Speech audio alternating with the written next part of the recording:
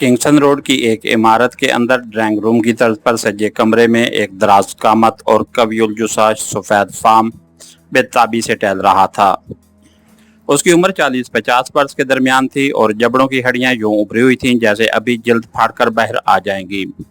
खद्दो खाल से वो तालबी मालूम होता था। कमरे में उसके सिवा कोई जीरू न था। सोफों के दरमियान रखी मेज पर टेलीफोन के अलावा पाकड़ साइज रेडियो ट्रांसमीटर भी मौजूद था और वो शख्स मिनट बाद उस ट्रांसमीटर को देख रहा था जैसे उसे किसी खास कॉल का इंतजार हो।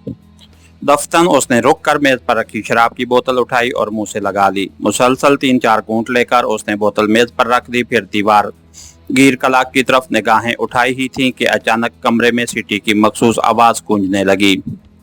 तो उस शख्स ने चौंकते हुए ट्रांसमीटर की तरफ देखा जिससे सीटी की आवाज उभर रही थी। फिर ट्रांसमीटर उठाकर उसका एक बटन प्रेस कर दिया। Hello boss, Randy calling over. Transmitter से एक आवाज बुलंद हुई। Yes Randy, devil receiving you over. दराज कामत ने भारी आवाज में जवाबन कहा। बॉस, ब्राइड के कमरे में कोई नहीं है। कमरे में हंगामा आराई के आसार जाहिर करते हैं कि वहां लड़ाई होती रही है। फर्श पर खून के धब्बे भी हैं। मार्टन और एरल की कार होटल के बाहर फुटपाथ के साथ मौजूद है लेकिन वो कहीं नजर नहीं आए। ओवर। दूसरी तरफ से रैंडी ने मुअद्दबाना लहजे में कहा तो डेविल की आंखें पर सोच अंदाज में सुकड़ गईं। यकीनन वो पकड़े गए हैं वरना अपनी गाड़ी वहां छोड़कर न जाते। शायद उस आदमी के साथ ही वहां पहुंच गए थे जिन्हें मार्टन और एरल ने ब्राइड के कमरे में छुपा देखकर गिरफ्त में लिया था और मुझे इतला दी थी। ओवर। डेविल के हल्क से घुराहट भरी आवाज निकली। मुझे भी यही लगता है बॉस, अगर कोई और बात होती तो वो आपको रिपोर्ट करते। ओवर। रैंडी ने दूसरी जानिब से कहा। तुम्हारी तरफ तो कोई मुतवज्जे नहीं हुआ। क्या तुम ब्राइड के कमरे से कॉल कर रहे हो? ओवर। डेविल ने पूछा। नो सर, कमरे का मंजर देखकर ही मुझे खतरा महसूस हो गया था इसलिए मैं फौरन ही वहां से निकल आया था। इस वक्त मैं होटल से कम अज कम 1 किलोमीटर के फासले पर अपनी कार में मौजूद हूँ। ओवर। रैंडी ने जवाब में कहा। ठीक है, तुम वापस आ जाओ। अगर मार्टन और एरल सीक्रेट सर्विस के हत्थे चढ़ गए हैं तो उनकी आज़ादी मुमकिन नहीं है। मैंने उन्हें मुर्दा समझ लिया है। ओवर। डेविल ने सर झटकते हुए कहा। ओह, क्या सीक्रेट सर्विस वाले उन्हें हलाक कर देंगे बॉस? ओवर। रैंडी की चौंकती हुई आवाज सुनाई दी। नहीं, लेकिन सीक्रेट सर्विस इन दोनों की जबान खुलवाने की कोशिश करेगी और वो कुछ बताने की बजाय देवी के नाम पर खुदकशी कर लेंगे क्योंकि वो देवी के सच्चे गुलाम हैं। ओवर एंड ऑल, डेविल ने आखिर में कहा और ट्रांसमीटर ऑफ करके मेज पर रख दिया। 1-2 लम्हों तक सोचने के बाद वो बाईं जानिब की दीवार में वाक़ अलमारी की तरफ बढ़ गया तो उसने अलमारी खोलकर उसमें रखा एक मुजस्मा उठाया जो साइज में निसफ फुट से ज्यादा न था और स्याह रंग के 12 सिंगे का था, लेकिन मुजस्मे की आंखों में शफाफ मोती जड़े हुए थे। डेविल मुजस्मा लिए पलटा और सोफे पर आ बैठा। उसने मुजस्मा मेज पर रखा तो 12 सिंगे का चेहरा डेविल की जानिब मुड़ा हुआ था।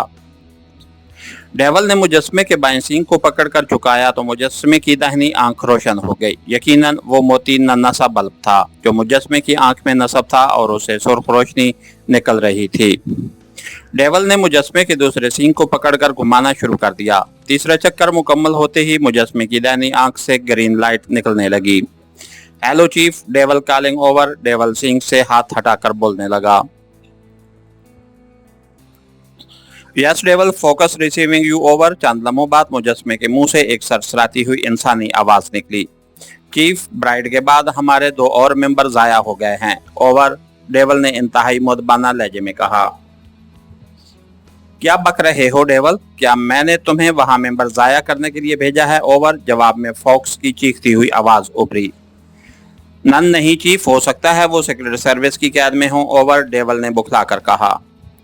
क्या कहा? Secret service? वो सीक्रेट सर्विस की गिरफ्त में कैसे आ गए? ओवर। दूसरी जानिब से चौंकते हुए लहजे में कहा गया।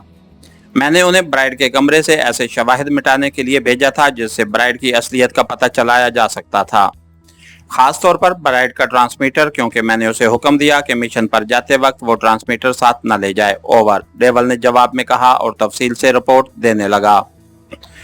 मैंने मार्टन और एरल को हदायत की थी कि वो गिरफ्त में आए हुए शख्स से उसकी असलियत मालूम करें और अगर वो आदमी जबान न खोले तो उसे खत्म करके खामोशी से वापस आ जाएं।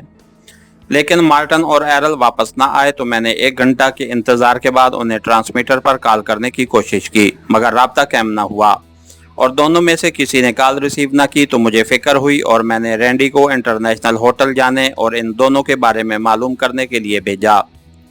अब रैंडी ने रिपोर्ट दी है कि ब्राइड के कमरे में कोई आदमी भी नहीं है और कमरे में हंगामा आराई के निशानात मिले हैं, जबकि मार्टन और एरल जिस गाड़ी में होटल गए थे वो गाड़ी होटल के बाहर मौजूद है। उसे मुझे यकीन हो गया कि वो दोनों सीक्रेट सर्विस के हत्थे चढ़ गए हैं। ओवर, डेवल ने मुसलसल बोलते हुए कहा। इसका मतलब है कि अब मिशन महज 4 मेंबर्स के साथ कामयाब नहीं हो सकता। ओवर, फोकस ने कहा। नहीं चीफ, मैं मिशन की कामयाबी के लिए अपनी जान की बाजी लगा दूंगा। ओवर, डेवल ने जोशीले लहजे में कहा। ठीक है, मगर मिशन आज रात हर हाल में मुकम्मल हो जाना चाहिए, समझे? ओवर, फोकस ने सख्त लहजे में कहा। राइट बॉस, अब मैं खुद जाऊंगा, आप फिक्र न करें। ओवर, डेवल ने सर हिलाते हुए कहा। ठीक है, मगर याद रखना अगर तुम नाकाम रहे तो देवी के अताब से तुम्हें मैं भी नहीं बचा सकूंगा। देवी ने कल तक की डेडलाइन दी है मुझे और कल सुबह तुम्हारी तरफ से मुझे कामयाबी की रिपोर्ट मिलनी चाहिए। ओवर एंड ऑल, फोकस ने वार्निंग देते हुए आखिर में कहा और उसके साथ ही राब्ता खत्म हो गया। तो डेवल ने भी मुजस्मे का झुका हुआ सींग ऊपर की तरफ मोड़ दिया और उस मुजस्मे की आंखें बुझ गईं जो दरअसल ट्रांसमीटर था। फिर डेवल जेब से रुमाल निकालकर अपनी पेशानी की नमी खुश्क करने लगा। देवी के अताब का सुनकर उसका सफेद चेहरा जर्द पड़ गया था और पेशानी पसीने से तर हो गई थी। उसने मेज से शराब की बोतल उठाई और एक ही सांस में निस्फ बोतल हलक में पहुंचाकर खाली बोतल मेज पर रख दी। फिर उसने मेज से सिगरेट का पैकेट और लाइटर उठाया और एक सिगरेट सुलगाकर तेजी से कश लेने लगा।